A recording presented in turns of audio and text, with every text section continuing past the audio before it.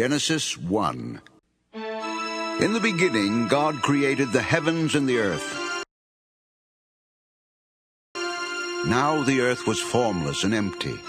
Darkness was over the surface of the deep, and the Spirit of God was hovering over the waters. And God said, "Let there be light." And there was light. God saw that the light was good, and he separated the light from the darkness. God called the light day, and the darkness he called night. And there was evening, and there was morning, the first day. And God said, "Let there be an expanse between the waters to separate water from water." So God made the expanse and separated the water under the expanse from the water above it. And it was so. God called the expanse sky. And there was evening, and there was morning, the second day. And God said, "Let the water under the sky be gathered to one place, and let dry ground appear." And it was so. God called the dry ground land, and the gathered waters he called seas. And God saw that it was good. Then God said, "Let the land produce vegetation, seed-bearing plants, and trees on the land that bear fruit with seed in it, according to their various kinds." And it was so. The land produced vegetation, plants bearing seed according to their kinds, and trees bearing fruit with seed in it according to their kinds. And God saw that it was good. And there was evening, and there was morning, the third day. And God said, "Let there be lights in the expanse of the sky to separate the day from the night, and let them serve as signs to mark seasons and days and years. And let them be lights in the expanse of the sky to give light on the earth." And it was so. God made two great lights, the greater light to govern the day, and the lesser light to govern the night. He also made the stars. God set them in the expanse of the sky to give light on the earth, to govern the day and the night, and to separate light from darkness. And God saw that it was good. And there was evening, and there was morning, the fourth day. And God said, "Let the water teem with living creatures, and let birds fly above the earth across the expanse of the sky." So God created the great creatures of the sea, and every living and moving thing with which the water teems, according to their kinds, and every winged bird according to its kind. And God saw that it was good.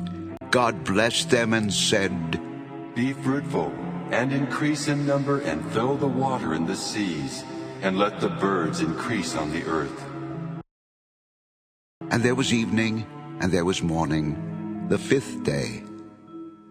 And God said, "Let the land produce living creatures according to their kinds, livestock, creatures that move along the ground, and wild animals, each according to its kind."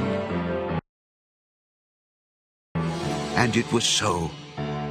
God made the wild animals according to their kinds, the livestock according to their kinds, and all the creatures that move along the ground according to their kinds. And God saw that it was good. Then God said, "Let us make man in our image, in our likeness, and let them rule over the fish of the sea and the birds of the air, over the livestock, over all the earth, and over all the creatures that move along the ground." So God created man in his own image. In the image of God he created him. Male and female he created them. God blessed them and said to them, "Be fruitful and increase in number. Fill the earth and subdue it. Rule over the fish of the sea and the birds of the air, and over every living creature that moves on the ground." Then God said, "I give you every seed-bearing plant on the face of the whole earth, and every tree that has fruit with seed in it. They will be yours for food. And to all the beasts of the earth, and all the birds of the air, and all the creatures that move on the ground, everything that has the breath of life in it, I give every green plant for food." And it was so. God saw all that he had made, And it was very good. And there was evening, and there was morning, the sixth day. Genesis 2. Thus the heavens and the earth were completed in all their vast array. By the seventh day God had finished the work he had been doing. So on the seventh day he rested from all his work. And God blessed the seventh day and made it holy, because on it he rested from all the work of creating that he had done. This is the account of the heavens and the earth when they were created. When the Lord God made the earth and the heavens, and no shrub of the field had yet appeared on the earth, and no plant of the field had yet sprung up. For the Lord God had not sent rain on the earth, and there was no man to work the ground. But streams came up from the earth and watered the whole surface of the ground.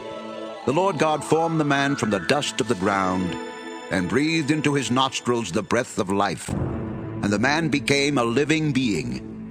Now the Lord God had planted a garden in the east, in Eden, and there he put the man he had formed. The Lord God made all kinds of trees grow out of the ground, trees that were pleasing to the eye and good for food. In the middle of the garden were the tree of life and the tree of the knowledge of good and evil.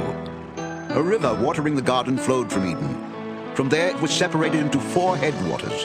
The name of the first is the Pishon. It winds through the entire land of Havilah, where there is gold. The gold of that land is good. Aromatic resin and onyx are also there. The name of the second river is the Gihon. It winds through the entire land of Cush. The name of the third river is the Tigris. It runs along the east side of Asher, and the fourth river is the Euphrates. The Lord God took the man and put him in the Garden of Eden to work it and take care of it.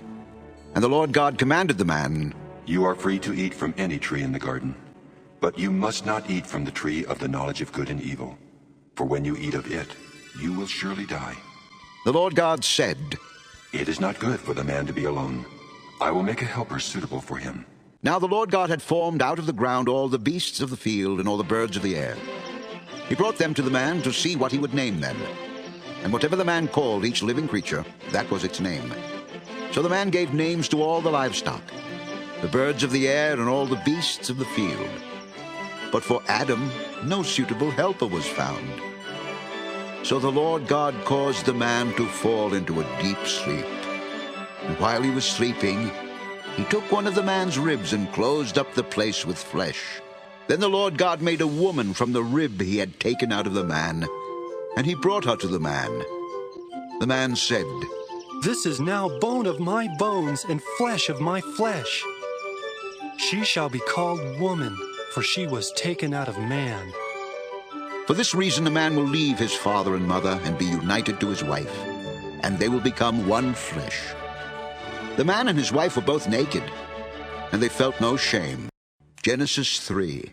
Now the serpent was more crafty than any of the wild animals the Lord God had made. He said to the woman, Did God really say, You must not eat from any tree in the garden? The woman said to the serpent, We may eat fruit from the trees in the garden. But God did say, You must not eat fruit from the tree that is in the middle of the garden, and you must not touch it, or you will die. You will not surely die, for God knows that when you eat of it, your eyes will be opened, and you will be like God, knowing good and evil. When the woman saw that the fruit of the tree was good for food and pleasing to the eye, and also desirable for gaining wisdom, she took some and ate it. She also gave some to her husband who was with her, and he ate it. And the eyes of both of them were opened, and they realized they were naked. So they sewed fig leaves together and made coverings for themselves. Then the man and his wife heard the sound of the Lord God as he was walking in the garden in the cool of the day. And they hid from the Lord God among the trees of the garden. But the Lord God called to the man, Where are you? I heard you in the garden, and I was afraid, because I was naked, so I hid. Who told you that you were naked? Have you eaten from the tree that I commanded you not to eat from? The woman you put here with me, she gave me some fruit from the tree, and I ate it. Then the Lord God said to the woman, What is this you have done? The serpent deceived me, and I ate. So the Lord God said to the serpent, Because you have done this, cursed are you above all the livestock and all the wild animals. You will crawl on your belly, and you will eat dust all the days of your life. And I will put enmity between you and the woman, and between your offspring and hers. He will crush your head, and you will strike his heel. To the woman he said, I will greatly increase your pains in childbearing. With pain you will give birth to children. Your desire will be for your husband, and he will rule over you. To Adam he said, Because you listened to your wife and ate from the tree about which I commanded you, you must not eat of it. Cursed is the ground because of you. Through painful toil you will eat of it all the days of your life. It will produce thorns and thistles for you, and you will eat the plants of the field. By the sweat of your brow you will eat your food until you return to the ground, since from it you were taken. For dust you are, and to dust you will return.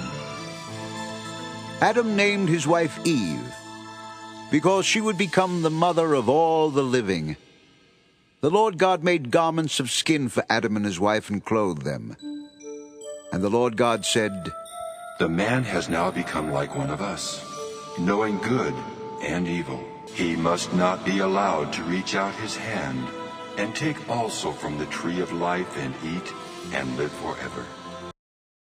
The Lord God banished him from the Garden of Eden to work the ground from which he had been taken. After he drove the man out, he placed on the east side of the Garden of Eden cherubim, and a flaming sword flashing back and forth to guard the way to the tree of life.